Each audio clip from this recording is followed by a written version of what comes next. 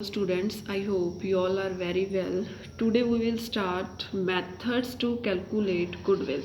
Goodwill ਦਾ meaning ਆਪਾਂ previous video ਦੇ ਵਿੱਚ ਕਰ ਚੁੱਕੇ ਹਾਂ, goodwill ਦੀਆਂ types ਵੀ ਆਪਾਂ ਕਰ ਚੁੱਕੇ ਹਾਂ and factor affecting to goodwill ਵੀ ਕਰ ਚੁੱਕੇ ਹਾਂ। next ਜਿਹੜਾ ਆਪਣਾ important topic ਹੁੰਦਾ ਹੈ ਜਿਹਦੇ ਵਿੱਚ ਆਪਾਂ numerical portion ਵੀ ਵਿੱਚ include ਕਰਾਂਗੇ, that is method to calculate goodwill। ਇਹਨੂੰ calculate ਕਰਨ ਦੇ ਸਾਡੇ ਕੋਲ ਜਿਹੜੇ different methods ਹੈ ਸਾਰਿਆਂ ਦੇ ਨਾਲ numerical portion ਜਿਹੜਾ ਜੁੜਿਆ ਹੋਇਆ। first ਹੈ arbitrary method, second average profit method, super profit method, weighted average profit method, then capitalization method, then annuity method, and last is a hidden goodwill. तो आप वन बाय वन जिदा जिदा अपना numerical portion आएगा उदा उदा नाल आप सारे मैथड्स नूं एक्सप्लेन करांगे। क्लीयर। फस्ट है तुहाडा आर्बीट्रेरी मैथड।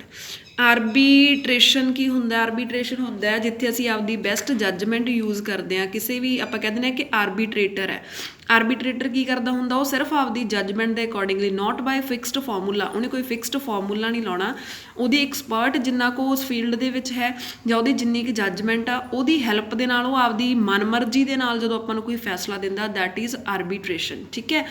ਤਾਂ ਆਰਬੀਟ੍ਰੇਸ਼ਨ ਮੈਥਡ ਕੀ? ਆਰਬੀਟ੍ਰੇਸ਼ਨ ਮੈਥਡ ਉੱਥੇ ਯੂਜ਼ ਹੋਊਗਾ ਜਿੱਥੇ ਅਸੀਂ ਗੁੱਡਵਿਲ ਦੀ ਵੈਲਿਊ ਜਸਟ ਆਪਦੇ ਇੱਕ ਐਗਰੀਮੈਂਟ, ਮਿਊਚੁਅਲ ਐਗਰੀਮੈਂਟ ਕੇ ਆਪਸ ਦੇ ਵਿੱਚ ਸਹਿਮਤੀ ਕਰਕੇ ਜਦੋਂ ਅਸੀਂ ਕਹਿੰਦੇ ਆ ਵੀ ਹਾਂ ਅਸੀਂ ਕੋਈ ਮੈਥਡ ਨਹੀਂ ਯੂਜ਼ ਕਰਨਾ, ਅਸੀਂ ਕੋਈ ਫਾਰਮੂਲਾ ਨਹੀਂ ਯੂਜ਼ ਕਰਨਾ, ਅਸੀਂ ਜਸਟ ਆਪਦੀ ਸਹਿਮਤੀ ਦੇ ਨਾਲ ਗੁੱਡਵਿਲ ਦੀ ਵੈਲਿਊ ਕਰ ਲੈਣੀ ਹੈ, ਤਾਂ ਉਸ ਟਾਈਮ ਅਸੀਂ ਯੂਜ਼ ਕਰਾਂਗੇ ਆਰਬੀਟ੍ਰੇਸ਼ਨ ਮੈਥਡ। ਆਰਬੀਟ੍ਰੇਸ਼ਨ ਮੈਥਡ ਦੇ ਵਿੱਚ ਸਿਰਫ ਅਸੀਂ ਇੱਕ ਆਰਬੀਟ੍ਰੇਟਰ ਲੈ ਲਾਂਗੇ। ਆਰਬੀਟ੍ਰੇਟਰ ਇੱਕ ਪਰਸਨ ਹੈ ਜਿਹੜਾ ਅਸੀਂ ਇੱਕ ਵੇਚਣ ਵਾਲਾ ਹੋਊਗਾ, ਇੱਕ ਖਰੀਦਣ ਵਾਲਾ ਹੋਊਗਾ। ਦੋਨੇ ਜਾਣੇ ਸਹਿਮਤੀ ਦੇ ਨਾਲ ਕਿਸੇ ਵੀ ਇੱਕ ਇੰਡੀਪੈਂਡੈਂਟ ਪਰਸਨ ਨੂੰ, ਕਿਸੇ ਵੀ ਥਰਡ ਪਾਰਟੀ ਨੂੰ ਆਰਬੀਟ੍ਰੇਟਰ डिसाइड कर लेंगे। फॉर एग्जाम्पल दोनों का कोई कॉमन फ्रेंड आ, ਉਹਨੂੰ ਆਰਬੀਟ੍ਰੇਟਰ ਲੈ ਲੈਣਗੇ, ਤਾਂ ਉਹ ਆਰਬੀਟ੍ਰੇਟਰ ਕੀ ਕਰੇਗਾ, ਉਹ ਆਪਦੀ ਬੈਸਟ ਜੱਜਮੈਂਟ ਦੇ ਅਕੋਰਡਿੰਗਲੀ ਕਿ ਹਾਂ ਇਸ ਬਿਜ਼ਨਸ ਦੇ ਵਿੱਚ ਕੰਟੀਨਿਊਸਲੀ ਕਿੰਨੇ ਕੁ ਪ੍ਰੋਫਿਟ ਹੁੰਦੇ ਆ, ਇਸ ਬਿਜ਼ਨਸ ਦੇ ਕਿੰਨੇ ਕੁ ਕਸਟਮਰ ਰਿਲੇਸ਼ਨ ਵਧੀਆ ਹੈ, ਉਸ ਬੇਸ 'ਤੇ ਉਹ ਆਪਦੀ ਇੱਕ ਬੈਸਟ ਜੱਜਮੈਂਟ ਦੇ ਅਕੋਰਡਿੰਗਲੀ ਤੁਹਾਨੂੰ ਗੁੱਡਵਿਲ ਦੀ ਵੈਲਿਊ ਦੱਸ ਦੇਗਾ ਕਿ ਹਾਂ ਇਹਦੀ ਗੁੱਡਵਿਲ ਦੀ ਵੈਲਿਊ 50,000 ਆ, ਇਸ ਬਿਜ਼ਨਸ ਦੀ ਗੁੱਡਵਿਲ ਦੀ ਵੈਲਿਊ 1 ਲੱਖ ਹੈ। ਨੋਰਮਲੀ ਮੀਨਸ ਕਿ ਇਹਦੇ 'ਚ ਅਸੀਂ ਕੋਈ ਫਿਕਸਡ ਫਾਰਮੂਲਾ ਨਹੀਂ ਯੂਜ਼ ਕਰਨਾ, ਆਰਬੀਟ੍ਰੇਸ਼ਨ ਕਲੌਜ਼ ਲਾਉਣੀ ਆ। ਆਰਬੀਟ੍ਰੇਸ਼ਨ ਕਿ ਜਿੱਥੇ ਇੱਕ ਪਰਸਨ ਆਪਦੀ ਜੱਜਮੈਂਟ ਨਾਲ ਆਪਦੀ ਮਨਮਰਜ਼ੀ ਨਾਲ ਫੈਸਲਾ ਦਿੰਦਾ, ਤਾਂ ਇਹਦੇ 'ਚ ਅਸੀਂ ਇਹੀ ਕਰਨਾ ਹੈ ਕਿ ਆਪਸ ਦੇ ਵਿੱਚ ਸਹਿਮਤੀ ਕਰਕੇ ਇੱਕ ਕਿਸੇ ਵੀ ਪਰਸਨ ਨੂੰ ਆਰਬੀਟ੍ਰੇਟਰ ਸਿਲੈਕਟ ਕਰ ਲੈਣਾ, ਅਤੇ ਉਹ ਜੋ ਆਰਬੀਟ੍ਰੇਟਰ ਹੋਏਗਾ ਉਹ ਜਿਹੜਾ ਹੈਗਾ ਇਹ ਆਪਦੀ ਬੈਸਟ ਜੱਜਮੈਂਟ ਦੇ ਅਕੋਰਡਿੰਗਲੀ ਗੁੱਡਵਿਲ ਦੀ ਵੈਲਿਊ ਦੇ ਦੇਗਾ। ਇਹ ਮੈਥਡ ਮੋਸਟਲੀ ਉੱਥੇ ਹੀ ਯੂਜ਼ ਹੁੰਦਾ ਹੈ ਜਿੱਥੇ ਸਾਨੂੰ ਆਪਦੀ ਐਗਜ਼ੈਕਟ ਅਰਨਿੰਗ ਪਤਾ ਹੋਵੇ ਕਿ ਹਾਂ ਸਾਨੂੰ ਹਰ ਸਾਲ ਇੰਨੀ ਕਮਾਈ ਹੋਣੀ ਹੀ ਹੋਣੀ ਆ, ਉਸ ਜਗ੍ਹਾ 'ਤੇ ਅਸੀਂ ਇਹ ਮੈਥਡ ਯੂਜ਼ ਕਰਾਂਗੇ। ਨੈਕਸਟ ਆਪਣਾ ਮੈਥਡ ਆ ਜਿਹੜਾ ਨੂਮੈਰੀਕਲ ਪੋਰਸ਼ਨ ਦੇ ਨਾਲ, that is average profit method. Average profit method ਕੀ ਆ? ਐਵਰੇਜ ਪ੍ਰੋਫਿਟ ਮੈਥਡ ਮੋਸਟਲੀ ਜਿਹੜਾ ਹਰ ਬਿਜ਼ਨਸ ਦੇ ਵਿੱਚ ਵਾਈਡਲੀ ਯੂਜ਼ਡ ਮੈਥਡ ਹੈ ਇਹ। ਇਹਦੇ ਵਿੱਚ ਜਦੋਂ ਅਸੀਂ ਕਿਸੇ ਵੀ ਬਿਜ਼ਨਸ ਦੀ ਗੁੱਡਵਿਲ ਕੈਲਕੂਲੇਟ ਕਰਦੇ ਹਾਂ, ਗੁੱਡਵਿਲ ਕੈਲਕੂਲੇਟ ਕਰਦੇ ਹਾਂ on the basis of average profit. ਦੇਖੋ ਐਵਰੇਜ ਵਰਡ ਆਪਾਂ 8th 9th ਤੋਂ ਹੀ ਪੜ੍ਹਨ ਲੱਗ ਜਾਂਦੇ ਹਾਂ, ਜਿਹਨੂੰ ਆਪਾਂ ਮੀਨ ਕਹਿ ਦਿੰਦੇ ਹਾਂ। ਕਿ ਐਵਰੇਜ ਅਸੀਂ ਕੱਢਦੇ ਹਾਂ ਕਿ ਐਵਰੇਜਲੀ ਪਿਛਲੇ 5 ਸਾਲਾਂ ਦੇ ਵਿੱਚ ਅਸੀਂ ਕਿੰਨਾ ਅਰਨ ਕੀਤਾ, ਐਵਰੇਜਲੀ ਸਾਡਾ ਕੀ ਸਕੋਰ ਹੈ, ਜਾਂ ਜੋ ਵੀ ਅਸੀਂ ਐਵਰੇਜ ਕੈਲਕੂਲੇਟ ਕਰਦੇ ਹਾਂ। ਤਾਂ ਸਿਮਿਲਰਲੀ ਗੁੱਡਵਿਲ ਦੇ ਲਈ ਵੀ ਸਾਡੇ ਕੋਲ ਫਸਟ ਮੈਥਡ ਹੈ ਐਵਰੇਜ ਪ੍ਰੋਫਿਟ ਮੈਥਡ, ਜਿਹੜਾ ਬਹੁਤ ਜ਼ਿਆਦਾ ਯੂਜ਼ ਹੁੰਦਾ ਹਰ ਬਿਜ਼ਨਸ ਦੇ ਵਿੱਚ। ਇਹਦੇ ਵਿੱਚ ਜਿਹੜੀ ਗੁੱਡਵਿਲ ਹੈ ਉਹ on the basis of average profit and number of year purchase, ਇਹਨਾਂ ਦੋਨਾਂ ਦੇ ਬੇਸ 'ਤੇ ਕੈਲਕੂਲੇਟ ਕੀਤੀ ਜਾਂਦੀ ਆ। ਅਗਰ ਆਪਾਂ ਇਸ ਮੈਥਡ ਦੇ ਸਟੈਪਸ ਦੇਖੀਏ ਤਾਂ ਸਟੈਪਸ ਦੇ ਵਿੱਚ ਫਸਟ ਸਟੈਪ ਹੈ calculate average adjusted profit. Average profit ਅਸੀਂ ਕਿੱਦਾਂ ਕੈਲਕੂਲੇਟ ਕਰਾਂਗੇ? Total profits over number of year, ਕਿ ਜਿੰਨੇ ਤੁਹਾਡੇ ਕੋਲ ਟੋਟਲ ਪ੍ਰੋਫਿਟ ਆ ਓਵਰ ਜਿੰਨੇ ਸਾਲਾਂ ਦੇ ਆ। ਫੋਰ ਐਗਜ਼ਾਮਪਲ ਤੁਹਾਨੂੰ 4 ਸਾਲਾਂ ਦੇ ਪ੍ਰੋਫਿਟ ਦਿੱਤੇ ਆ, ਉਹ ਚਾਰੇ ਪਲੱਸ ਕਰਕੇ 10-10 ਹਜ਼ਾਰ ਮੰਨ ਲਓ ਤੁਹਾਨੂੰ ਦਿੱਤੇ ਆ, ਤਾਂ ਤੁਸੀਂ ਚਾਰਾਂ ਦਾ ਟੋਟਲ ਕਰ ਲਓਗੇ, ਤੁਹਾਡੇ ਕੋਲ ਟੋਟਲ ਪ੍ਰੋਫਿਟਸ ਆ ਗਏ। ਓਵਰ ਨੰਬਰ ਆਫ ਈਅਰ ਕਿੰਨੇ ਆ? 4 'ਤੇ ਡਿਵਾਈਡ ਕਰ ਦੋਗੇ। ਅਗਰ ਇਹੀ ਪ੍ਰੋਫਿਟ ਸਾਨੂੰ 6 ਈਅਰ ਦੇ ਦਿੱਤੇ ਹੋਣ ਤਾਂ ਉਹਨਾਂ ਸਾਰਿਆਂ ਨੂੰ ਟੋਟਲ ਕਰਕੇ ਅਸੀਂ 6 'ਤੇ ਡਿਵਾਈਡ ਕਰ ਦਾਂਗੇ। ਮੀਨਸ ਐਵਰੇਜ ਕੱਢਣ ਦਾ ਸਾਡੇ ਕੋਲ ਵੇ ਕੀ ਆ, ਜਿੰਨੇ ਸਾਲਾਂ ਦੇ ਪ੍ਰੋਫਿਟ ਦਿੱਤੇ ਆ ਉਹਨਾਂ ਦਾ ਟੋਟਲ ਕਰਕੇ ਓਵਰ ਉਨੇ ਹੀ ਨੰਬਰ ਆਫ ਈਅਰ। ਅਗਰ 2 ਆ ਤਾਂ 2 ਨਾਲ ਟੋਟਲ ਕਰਕੇ 2 'ਤੇ ਡਿਵਾਈਡ, ਅਗਰ 5 ਆ ਤਾਂ 5 ਸਾਲਾਂ ਦੇ ਪ੍ਰੋਫਿਟ ਦਾ ਟੋਟਲ ਕਰਕੇ 5 'ਤੇ ਡਿਵਾਈਡ, ਅਗਰ 10 ਆ ਤਾਂ 10 ਸਾਲ ਦੇ ਪ੍ਰੋਫਿਟਸ ਦਾ ਟੋਟਲ ਕਰਕੇ 10 'ਤੇ ਡਿਵਾਈਡ। ਉਹ ਸਾਡੇ ਕੋਲੇ ਕੀ ਆ ਜਾਣਗੇ? Average adjusted profit. ਦੈਨ ਅਸੀਂ ਕੈਲਕੂਲੇਟ ਕਰਨੀ ਹੈ ਗੁੱਡਵਿਲ। ਗੁੱਡਵਿਲ ਦਾ ਸਾਡੇ ਕੋਲ ਕੀ ਫਾਰਮੂਲਾ ਜੋ ਐਵਰੇਜ ਪ੍ਰੋਫਿਟ ਜੋ ਆਪਾਂ ਇਸ ਸਟੈਪ 'ਚ ਕੈਲਕੂਲੇਟ ਕਰ ਲਏ, multiply by number of year purchase. Number of year purchase ਤੁਹਾਨੂੰ ਕੁਐਸਚਨ 'ਚ ਗਿਵਨ ਹੋਣਗੇ, ਉਹਦੇ ਨਾਲ ਮਲਟੀਪਲਾਈ ਕਰਕੇ ਤੁਸੀਂ ਗੁੱਡਵਿਲ ਹੈ ਜਿਹੜੀ ਕੈਲਕੂਲੇਟ ਕਰ ਦੇਣੀ। ਕਲੀਅਰ। ਹੁਣ ਆਪਾਂ ਦੇਖਦੇ ਹਾਂ कि एवरेज एडजस्टड प्रॉफिट की होंगे, आप लास्ट आप स्टैप दे विच एक वर्ड यूज़ किया कैलकुलेट एवरेज एडजस्टड प्रॉफिट। तो हुण एवरेज एडजस्टड प्रॉफिट की है की कहते कि ਜਿਹੜੇ ਹੁਣ ਆਪਣੇ प्रॉफिट एंड लॉस ਦੇ ਵਿੱਚ ਐਨੂਅਲ प्रॉफिट ਹੁੰਦੇ ਆ, ਵੈਸੇ ਤਾਂ ਆਪਾਂ ਕਹਿੰਦੇ ਆਪਾਂ प्रॉफिट ਪਤਾ ਕਰਨ ਲਈ प्रॉफिट एंड लॉस ਅਕਾਊਂਟ ਬਣਾਉਂਦੇ ਆ, ਬਟ ਉਹਨਾਂ प्रॉफिट्स ਨੂੰ ਅਸੀਂ ਗੁੱਡਵਿਲ ਦੀ ਵੈਲੂਏਸ਼ਨ ਦੇ ਲਈ ਬੇਸ ਨਹੀਂ ਲੈ ਸਕਦੇ। क्यों नहीं लै सकते? क्योंकि कई बार कोई इदां दी कंडीशन साडे कोले अराइज हुई हुंदी है जिहदे करके साडे प्रॉफिट या तो बहुत घट आए हुंदे आ या बहुत ज़्यादा आए हुंदे आ। फॉर एग्जाम्पल आपां कह दईए कि हाँ जदों नोटबंदी हुई सी उदों सारे बिजनेसां दे प्रॉफिट डाउन गए सी क्योंकि लोग खरीदते नहीं पे सी, या आपां हुण दे टाइम च भी कह दईए भी इकोनमी सारी खड़ी है, सारे बिजनेस बंद है, तो इस साल दे विच सारे बिजनेसां दे प्रॉफिट आ जिहड़े डाउन जाणगे।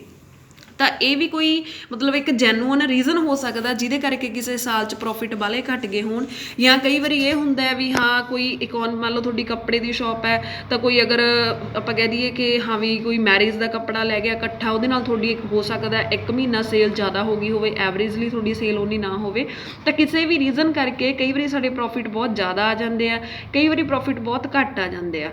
इस करके असी नॉर्मल प्रॉफिट्स जिहड़े हुंदे आ उन्हां नूं असी बेस नहीं लै सकते। असी एवरेज प्रॉफिट कढ़दे क्यों आ? असी एवरेज प्रॉफिट इस लिए कढ़दे हैं कि सानू ये पता लग जाए भी हाँ फ्यूचर च ये बिजनेस किन्ना क कमा लूगा। जे आपां हुण मान लो पिछले साल के प्रॉफिट्स देखिए भी 1 साल दे इन्हां नूं 5 लाख प्रॉफिट हो गए, उदों पिछले सालां च लाख लाख 1.5 लाख सी, तो इन्ना जंप तो अर्निंग च आ ही नहीं सकता। मतलब उत्थे कोई नॉर्मल रीजन आ ना प्रॉफिट वधन दा कि हो सकता उन्हां दे कोई नवे कस्टमर उन्होंने एक अद्धा मिल गया होवे जिहड़े ने इकट्ठी ज़्यादा परचेज कर ली होवे, तां करके असीं कुछ एडजस्टमेंट्स प्रॉफिट्स दे विच कर लैंदे आ। किहड़ियां एडजस्टमेंट्स आ जिहड़ियां असीं एवरेज प्रॉफिट च करांगे, ये एडजस्टमेंट करन तो बाद साडे प्रॉफिट आ जिहड़े ओह एडजस्टड हो जाणगे। फस्ट की है एलिमीनेट अबनॉर्मल लॉस। हुण कई वारी साडे किसी साल च प्रॉफिट बहुत घट हुंदे आ तो उहदे बेस ते आपां किसी बिजनेस नूं माड़ी जजमेंट नहीं कर सकते क्योंकि वो लॉस हो सकता अबनॉर्मल होण। अबनॉर्मल मीनस जिहड़े कि कदे कदे जिवें हुण मान लो किसी बिजनेस च अग लग गई, तो ये तो नहीं भी हर साल अग लगी जाऊगी या चोरी होगी, इदां दे रीजन करके अगर किसी बिजनेस के प्रॉफिट घटिया तो आपां उहदी एडजस्टमेंट करांगे। नॉन रैकरिंग एक्सपेंसिस आ जिहड़े फ्यूचर दे विच नहीं होणगे, जिद्दां आपां कह दईए कि पहलां जिहड़े हैगे आ वो कोई रेंट वगैरह पे करते सी, हुण तुसीं बिल्डिंग खुद ही परचेज कर ली तो तुहानूं रेंट पे करना नहीं पेगा। इदां दा जे कोई एक्सपेंसिस जिहड़ा फ्यूचर च नहीं होएगा उहदी एडजस्टमेंट आपां कर दांगे। फिर जे सानूं कोई कैपिटल प्रॉफिट या लॉस होया, कैपिटल प्रॉफिट मीनस अनएक्सपैक्टड सानूं कोई प्रॉफिट हो गया, मान लो लाटरी निकली आई वो साडा अनएक्सपैक्टड कैपिटल प्रॉफिट है, या साडी कोई बिल्डिंग जमीन का रेट वध गया महंगे रेट ते विच गई, इदां दे जिहड़े कैपिटल प्रॉफिट्स उन्हां दी असीं एडजस्टमेंट्स कर दांगे। एक जिहड़ी नॉन रैकरिंग इनकम है कि जिहड़ी इनकम तुहानूं हुण तो बाद नहीं होनी, वो इनकम नूं भी असीं एडजस्टमेंट आ जिहड़ी कर देनी आ। मीनस कि जिहड़ी इनकम पहलां उन्हां नूं हो रही सी, फॉर एग्जाम्पल मान लो उन्हां नूं कोई जिहड़ा हैगा ਆਪਾਂ ਨੂੰ मैनेजर की सैलरी मिल रही सी, हुण आपां खुद ही बिजनेस परचेज कर लिया तो अपने आप नूं तो आपां सैलरी पे करांगे नहीं, तो इदां दी इनकम भी असीं प्रॉफिट्स दे विच एडजस्ट कर दांगे। क्लीयर? ये सारियां एडजस्टमेंट करन तो बाद जिहड़े प्रॉफिट साडे कोल आउणगे उन्हां नूं असीं कहने आ एवरेज एडजस्टड प्रॉफिट।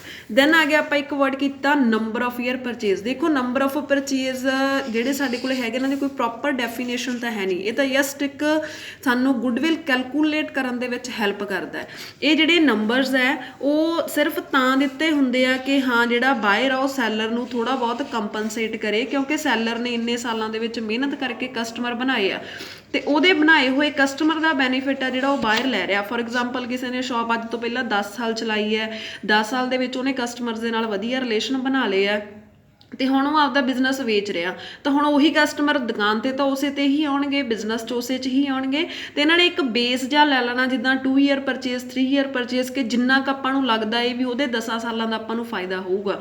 ਜਿੰਨੇ ਗੁਣਾ ਪ੍ਰੋਫਿਟ ਆਪਾਂ ਨੂੰ ਲੱਗਦਾ ਏ 2 ਗੁਣਾ 3 ਗੁਣਾ ਪ੍ਰੋਫਿਟ ਸਾਨੂੰ ਸਿਰਫ ਸੈਲਰ ਦੀ ਮਿਹਨਤ ਕਰਕੇ ਮਿਲਣਗੇ, ਉਨੇ ਕੁ ਸਾਲਾਂ ਨੂੰ ਅਸੀਂ ਨੰਬਰ ਆਫ ਈਅਰ ਪਰਚੇਸ ਲੈ ਲੈਂਦੇ ਹਾਂ 2 ਈਅਰ 3 ਈਅਰ 4 ਈਅਰ। ਇਹ ਜਿਹੜੇ ਈਅਰਸ ਆ ਇਹ ਤੁਹਾਨੂੰ ਕੁਐਸਚਨ ਦੇ ਵਿੱਚ ਹੀ ਗਿਵਨ ਹੋਣਗੇ, ਜਿਹਦੀ ਹੈਲਪ ਦੇ ਨਾਲ ਆਪਾਂ ਗੁੱਡਵਿਲ कैलकुलेट करांगे।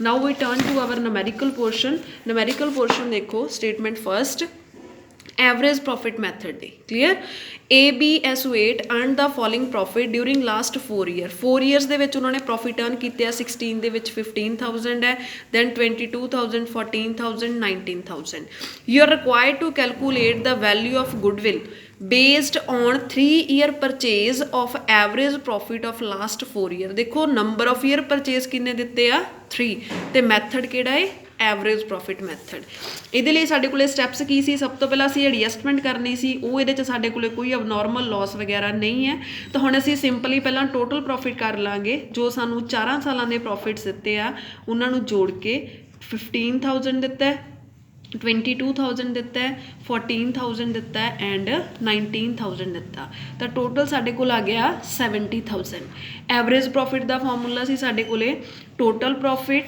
Over number of year total profit है साढ़े को 70,000 हुण ये किन्ने सालों के प्रॉफिट है 4 दे अगर 4 साल है तो 4 से डिवाइड कर देंगे अगर 5 सालों के प्रॉफिट होन तो 5 से डिवाइड कर देना तो इन्हों डिवाइड करके थोड़े को एवरेज आ गई 17,500 नाउ गुडविल का फॉर्मूला साढ़े को की सी average profit multiply by number of year purchase Clear average profit है तो 17,500 नंबर ऑफ परचेज तो दिते सी क्वेश्चन दे विच 3 ईयर परचेज तो 3 ना मल्टीप्लाई करन तो बाद वैल्यू ऑफ गुडविल साडे कोल कितनी होएगी 52,500 हुण इहदे नाल दी एक स्टेटमेंट देखो आ 2 स्टेटमेंट है जिहड़ियां नॉर्मल है calculate goodwill of the firm at 2 year purchase number of year purchase किन्ने आ 2 तुसी जिहदे नाल ईयर परचेज लिखिया वो ईयर देखने आ लास्ट 3 ईयर नूं कंसीडर नहीं करना क्योंकि ये तो एवरेज प्रॉफिट लई आ आपां देखने आ जिहदे नाल ईयर परचेज लिखिया